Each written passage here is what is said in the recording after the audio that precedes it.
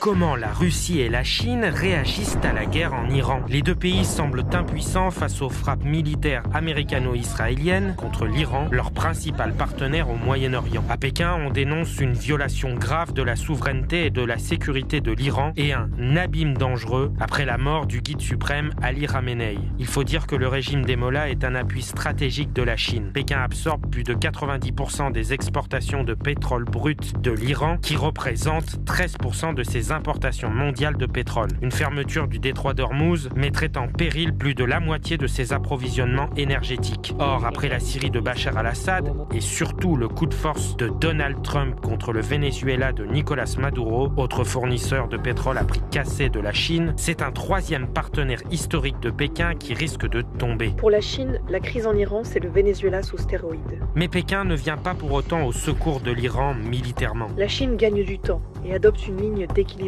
Reste que la Chine prépare l'après-Khamenei. Trump s'expose au risque d'un bourbier, et s'il s'enlise, les gains seront pour Xi, qui pointera l'aventurisme américain. De son côté, Vladimir Poutine a dénoncé une violation cynique de la morale et du droit international après l'assassinat d'Ali Khamenei. Mais la Russie, elle aussi, reste spectatrice, car sa priorité absolue reste la guerre en Ukraine. Tout comme Pékin, Moscou a vu tomber plusieurs partenaires clés, Bachar al-Assad et Nicolás Maduro. L'élimination d'un dirigeant sous les missiles inquiète jusque dans l'entourage du pouvoir. Le politologue Fyodor Loukyanov, proche de la présidence russe, évoque une nouvelle ère où l'on peut passer du statut de négociateur à celui de victime. Certes, Moscou et Téhéran ont signé un partenariat stratégique et la coopération militaro-technique s'est renforcée. Mais les livraisons récentes ne changeraient pas la donne sur le terrain. Il est regrettable qu'un allié soit attaqué et que l'on ne puisse rien faire, admet Andrei Kortunov, membre éminent du club de Valdai, un think tank lié au Kremlin. Si certains à Moscou espèrent toutefois tirer parti d'un éventuel discrédit américain au Moyen-Orient et de profiter de la hausse des prix du pétrole pour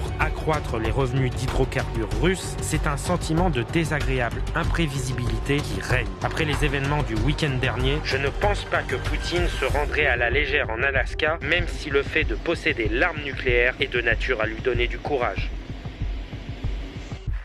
Très intéressant, même s'il faut quand même remettre un petit peu dans le contexte qu'aujourd'hui c'est très très favorable à Vladimir Poutine et la Russie dans le sens où clairement il va rentrer en position de force quant aux exportations de pétrole. Il faut même savoir qu'il a fait une intervention hier en disant que il mettra peut-être un embargo sur le fait que le pétrole russe ne mette plus jamais un pied en Europe pour vraiment foutre les Européens dans la merde, parce qu'avec le blocage du détroit d'Ormuz et tout le bordel au Moyen-Orient, ça pourrait être un réel problème pour l'Europe. Donc là, Vladimir Poutine se retrouve clairement dans une situation de force, que ce soit avec l'Europe, mais également avec l'Inde, qui avait cédé au chantage américain il y a maintenant quelques mois et qui va être obligé de revenir vers la Russie à genoux.